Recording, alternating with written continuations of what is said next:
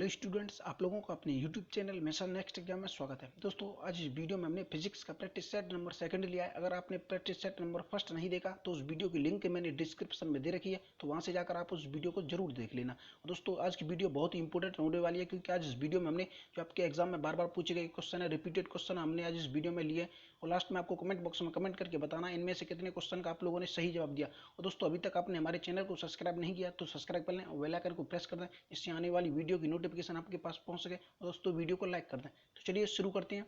हमारा पहला क्वेश्चन है, जब एक वायुयान लूप बना रहा होता है तो चालक नहीं गिरता, क्योंकि उसका आवश्यक प्रदान करता है गुरुत्व के विपरीत बल, अभिकेंद्रीय बल, अपकेंद्रीय बल या श्यान बल। तो आपको बताना है इनमें से कौन सा ऑप्शन है वो राइट ऑप्शन होगा। दोस्तों, मोस्ट इंपोर्टेंट क्वेश्चन आपके एग्जाम में पूछा गया, रिपीटेड क्वेश्चन है। तो चलिए मैं आपको बता दूं, जो यहाँ पर हमारा ऑप्शन नंबर बी है, अपकेंद्रीय बल, वो बिल्कुल राइट ऑप्शन हो जाएगा। तो चलिए देखते हैं नेक्स्ट हमारा अगला क्वेश्चन।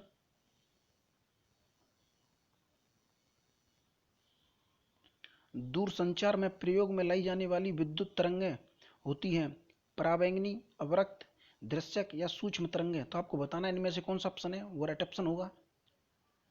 तो चलिए मैं आपको बता दूं, जो दूर संचार में प्रयोग में लाई जाने वाली जो विद्युत तरंगें होती हैं वो सूक्ष्म तरंगें होती हैं, जो यहाँ पर हमारा ऑप्शन नंबर डी है वो राइट ऑप्शन हो जाएगा। दोस्तों, मोस्ट इंपोर्टेंट क्वेश्चन आपके एग्जाम में पूछा गया, रिपीटेड क्वेश्चन है। तो चलिए देखते हैं नेक्स्ट हमारा अगला क्वेश्चन।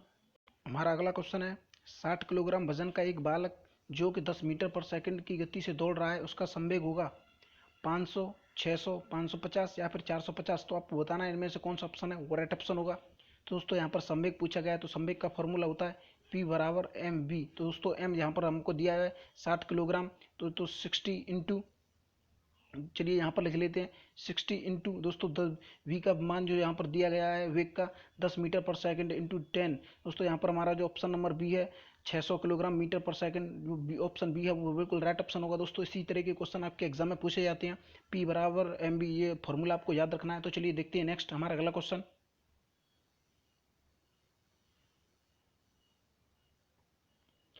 70 किलोग्राम द्रव्यमान की वस्तु पर 350 न्यूटन का शुद्ध बल कार्य करता है, जो कि प्रारंभ में स्थिर अवस्था में है। तो इसका त्वरण होगा 3, 7, 5 या फिर 9। तो आपको बताना है इनमें से कौन सा ऑप्शन है वो राइट ऑप्शन होगा। दोस्तों, यहाँ पर त्वरण पूछा गया है, तो यहाँ पर हमारा फॉर्मूला होता है एफ बराबर एम ए। दोस्तों, एफ हमें यहाँ पर दिया गया है 350 newton, 350 newton equal to M का मान यहाँ पर हमें दिया गया है 70 इजिकल इंटू ए।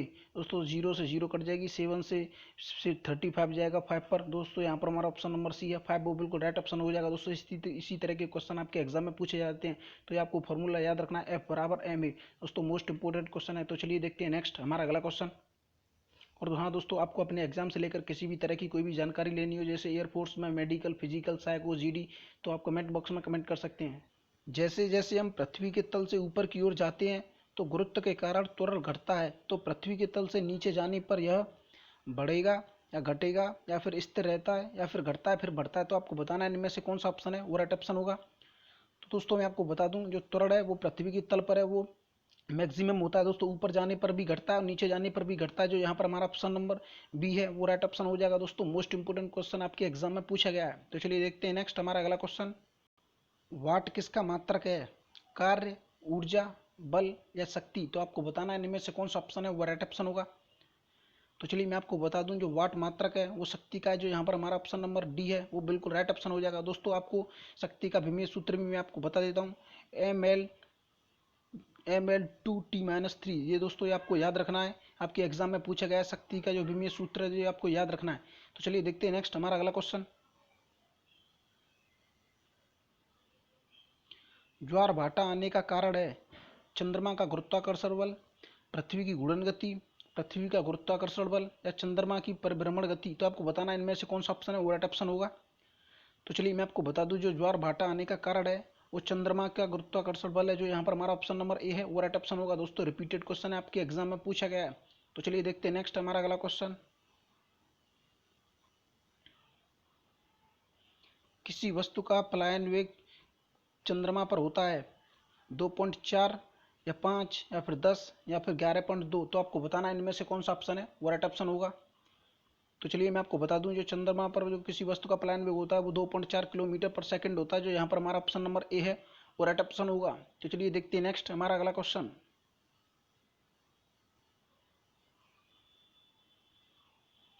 समान विमाओं का युग्म है। कोणीय संवेग और कार्य, कार्य और बलागुण, स्थितिज ऊर्जा और संवेग, रेखीय संवेग या गतिज ऊर्जा या वेग। तो आपको बताना इनमें से कौन सा ऑप्शन है वो राइट ऑप्शन होगा। तो चलिए मैं आपको बता दूं जो समान विमाओं का जो युग्म है, यहाँ पर जो कार्य और बलागुण का है, जो यहाँ पर हमारा ऑप्शन नंबर बी है वो राइट ऑप्शन होगा। दोस्तों इनकी विमाएं होती हैं ML2 और T-2। दोस्तों ये आपको याद रखना है। तो चलिए देखते हैं नेक्स्ट हमारा अगला क्वेश्चन। मुख्यतः फ्यूज तार से किस तार को जोड़ा जाता है? मुख्य धारा तार, उदासीन तार या भूगर्भिक तार या इनमें से किसी भी से नहीं। तो आपको बताना है इनमें से कौन सा ऑप्शन है वो राइट ऑप्शन होगा। दोस्तों मोस्ट इंपोर्टेंट क्वेश्चन आपके एग्जाम में पूछा गया है। तो चलिए मैं आपको बता दूं जो मुख्यतः फ्यूज परिपथ में जो जोड़ा जाता है वो मुख्य धारा तार को जोड़ा जाता है। यहाँ पर फेज वायर जो बिल्कुल ए ऑप्शन है वो राइट ऑप्शन होगा। तो चलिए देखते हैं नेक्स्ट हमारा अगला क्वेश्चन। इलेक्ट्रॉन वोल्ट इकाई होती है विद्युत विभव की, ऊर्जा की, विद्युत क्षेत्र की या विद्युत बल की। तो आपको बताना है इनमें से कौन सा ऑप्शन है वो राइट ऑप्शन होगा। तो चलिए मैं आपको बता दूं जो इलेक्ट्रॉन वोल्ट है वो ऊर्जा की इकाई है, जो यहाँ पर हमारा ऑप्शन नंबर बी है वो राइट ऑप्शन होगा। दोस्तों और ऊर्जा का मैं आपको विमेय सूत्र बताता हूँ। दोस्तों ML2T-2 ये भी आपको याद रखना है, आपके एग्जाम में पूछा गया है। तो चलिए देखते हैं नेक्स्ट हमारा अगला क्वेश्चन। संचायक बैटरियों में निम्नलिखित में से किसका प्रयोग होता है? तांबा, सीसा, एल्यूमिनियम और जस्ता। तो आपको बताना इनमें से कौन सा ऑप्शन है वो राइट ऑप्शन होगा। तो चलिए मैं आपको बता दूं जो संचायक बैटरियों में जो प्रयोग होता है वो सीसा का होता है, जो यहाँ पर हमारा ऑप्शन नंबर बी है वो राइट ऑप्शन होगा। दोस्तों रिपीटेड क्वेश्चन है, आपके एग्जाम में पूछा गया है। तो चलिए देखते हैं नेक्स्ट हमारा अगला क्वेश्चन। विद्युत धारा की इकाई है एम्पियर, किलोवाट या किलोवाट घंटा या इनमें से कोई नहीं। तो आपको बताना इनमें से कौन सा ऑप्शन है वो राइट ऑप्शन होगा। तो चलिए मैं आपको बता दूं जो विद्युत धारा की इकाई है वो एम्पियर है, जो यहाँ पर हमारा ऑप्शन नंबर ए है वो राइट ऑप्शन होगा। दोस्तों मोस्ट इंपोर्टेंट क्वेश्चन आपके एग्जाम में पूछा गया है। तो चलिए देखते हैं नेक्स्ट हमारा अगला क्वेश्चन। कंप्यूटर की गति निर्भर करती है रैम पे या रोम पर या हार्ड डिस्क पर या कीबोर्ड पर। तो आपको बताना इनमें से कौन सा ऑप्शन है वो राइट ऑप्शन होगा। तो चलिए मैं आपको बता दूं जो कंप्यूटर की गति निर्भर करती है वो रैम पर करती है, जो यहाँ पर हमारा ऑप्शन नंबर ए है वो राइट ऑप्शन होगा। तो चलिए देखते हैं नेक्स्ट हमारा अगला क्वेश्चन। घंटियां धातु की बनाई जाती हैं लकड़ी की क्यों नहीं? क्योंकि धातु की ऊष्मा चालकता लकड़ी से अधिक होती है, धातु का घनत्व लकड़ी से अधिक होता है, या धातुओं द्वारा ध्वनि का चालन नहीं होता किंतु विकिरण होता है। तो आपको बताना है इनमें से कौन सा ऑप्शन है वो राइट ऑप्शन होगा। तो चलिए मैं आपको बता दूं जो यहाँ पर हमारा ऑप्शन नंबर सी है वो राइट ऑप्शन होगा। धातु द्वारा ध्वनि का चालन नहीं होता किंतु विकिरण होता है। दोस्तों यहाँ पर डी ऑप्शन लिएगा, पर यहाँ पर हमारा ऑप्शन नंबर सी है वो बिल्कुल राइट ऑप्शन होगा। दोस्तों रिपीटेड क्वेश्चन है, आपके एग्जाम में पूछा गया। तो चलिए देखते हैं नेक्स्ट हमारा अगला क्वेश्चन। ऊर्जा नहीं ले जाई जाती अनुप्रस्थ प्रगामी तरंगों द्वारा, अनुदैर्ध्य प्रगामी तरंगों द्वारा, अप्रगामी तरंगों द्वारा या विद्युत चुंबकीय तरंगों द्वारा। तो आपको बताना है इनमें से कौन सा ऑप्शन है वो राइट ऑप्शन होगा। दोस्तों मोस्ट इंपोर्टेंट क्वेश्चन आपके एग्जाम में पूछा गया है। तो चलिए मैं आपको बता दूं जो ऊर्जा नहीं ले जाई जाती वो प्रगामी तरंगों द्वारा, जो यहाँ पर हमारा ऑप्शन नंबर सी है वो राइट ऑप्शन होगा। तो चलिए देखते हैं नेक्स्ट हमारा अगला क्वेश्चन। निम्न में से किसका आयतन अधिकतम होगा? 1 लीटर पानी का, या उससे बनी भाप का, या उससे जमी बर्फ का, या सभी में समान होगा। तो आपको बताना है इनमें से कौन सा ऑप्शन है वो राइट ऑप्शन होगा। तो चलिए मैं आपको बता दूं यहाँ पर जो ऑप्शन नंबर बी है उससे बनी भाप का वो राइट ऑप्शन हो जाएगा। जो 1 लीटर में जो पानी को उबाल दिया जाएगा उसकी भाप का जो आयतन है वो सबसे अधिक होगा, जो यहाँ पर हमारा ऑप्शन नंबर बी है वो राइट ऑप्शन होगा। तो चलिए देखते हैं नेक्स्ट हमारा अगला क्वेश्चन। किसी वस्तु का भार पृथ्वी पर 48 किलो है, चंद्रमा पर उसका भार होगा 29 किलोग्राम, 12 किलोग्राम, 8 किलोग्राम या फिर 6 किलोग्राम। तो आपको बताना है इनमें से कौन सा ऑप्शन है वो राइट ऑप्शन होगा। दोस्तों पृथ्वी की अपेक्षा जो चंद्रमा पर भार होता है वो 1/6 होता है। दोस्तों यहाँ पर दे रखा है जो पृथ्वी पर 48 किलो तो चंद्रमा पर होगा। दोस्तों यहाँ पर 48 इंटू 1/6, दोस्तों 6 से 8 पर यहाँ पर हमारा ऑप्शन नंबर सी है वो राइट ऑप्शन होगा। तो चलिए देखते हैं नेक्स्ट हमारा अगला क्वेश्चन। आवेश है इलेक्ट्रॉन का प्रवाह, प्रोटॉन का प्रवाह, न्यूट्रॉन का प्रवाह या इनमें से कोई नहीं। तो आपको बताना है इनमें से कौन सा ऑप्शन है वो राइट ऑप्शन होगा। दोस्तों मोस्ट इंपोर्टेंट क्वेश्चन आपके एग्जाम में पूछा गया है। तो चलिए मैं आपको बता दूं जो आवेश है वो इलेक्ट्रॉन का प्रवाह है, जो यहाँ पर हमारा ऑप्शन नंबर ए है वो राइट ऑप्शन होगा।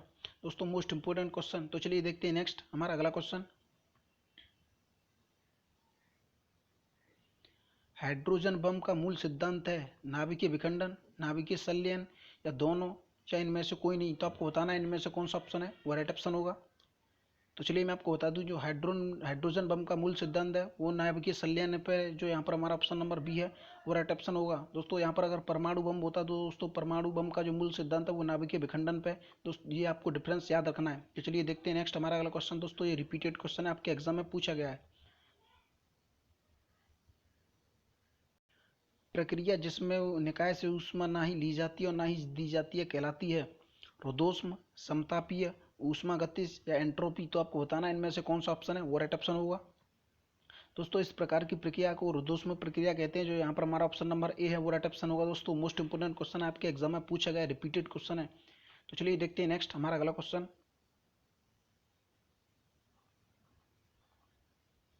यदि 6 किलोग्राम द्रव्यमान की वस्तु को 4 मीटर पर सेकंड के त्वरण से फेंकने पर बल लगाना पड़ेगा 3/2 न्यूटन या 10 न्यूटन या 24 न्यूटन या 2 न्यूटन। तो आपको बताना है इनमें से कौन सा ऑप्शन है वो राइट ऑप्शन होगा।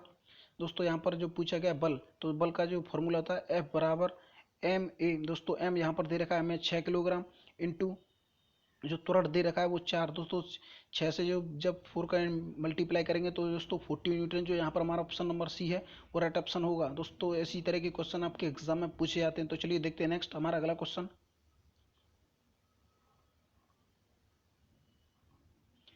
यदि R1 तथा R2 प्रतिरोधों को समांतर क्रम में जोड़ा जाए तो इनके तुल्य प्रतिरोध होगा। तो आपको बताना है इनमें से कौन सा ऑप्शन है वो राइट ऑप्शन होगा। दोस्तों चलिए मैं आपको बता दूं, जो प्रतिरोध का फॉर्मूला होता है 1 जो समांतर क्रम में जोड़ते हैं 1/R बराबर 1/R1 प्लस 1/R2। दोस्तों इस तरीके से जोड़ेंगे तो यहाँ पर R1 प्लस R2 अपॉन में R1 इंटू R2। दोस्तों जब R निकालेंगे तो ये वापस उल्टा हो जाएगा। दोस्तों R1 into R2 upon R1 plus R2, जो यहाँ पर हमारा ऑप्शन नंबर सी है वो राइट ऑप्शन होगा। दोस्तों इस फॉर्मूले से आप लोग निकाल सकते हैं 1/R बराबर 1/R1 प्लस 1/R2। दोस्तों जब यहाँ पर इस तरीके से जब निकालेंगे तो यहाँ पर आपको R भी निकालना होगा, जिसे 1 में उल्टा कर देंगे तो यहाँ पर ऑप्शन नंबर सी है वो राइट ऑप्शन होगा। दोस्तों समांतर क्रम में पूछा गया है। दोस्तों श्रेणी क्रम में पूछा जाता तो उसको सीधे सीधे जोड़ देते, जैसे कि R बराबर R1 प्लस R2। तो चलिए देखते हैं नेक्स्ट हमारा अगला क्वेश्चन।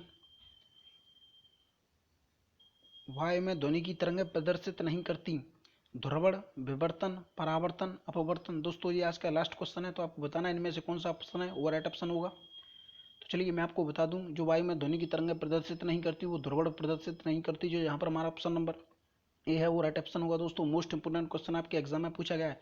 दोस्तों आपको बताना है इनमें से कितने क्वेश्चन का आप लोगों ने अभी तक सही जवाब दिया है। अगर दोस्तों आपने 15+ का सही जवाब दिया है तो आपके जो एग्जाम से लेकर तैयारी चल रही है वो बहुत ही अच्छी चल रही है। और दोस्तों अभी तक आपने हमारे चैनल को सब्सक्राइब नहीं किया तो सब्सक्राइब कर दें और बेल आइकन को प्रेस कर दें, जिससे वीडियो की आने वाली नेक्स्ट वीडियो की आने वाली नोटिफिकेशन आपके पास पहुंच सके। और दोस्तों वीडियो को लाइक कर दें। तो चलिए मिलते हैं नेक्स्ट वीडियो में, तब तक के लिए जय हिंद।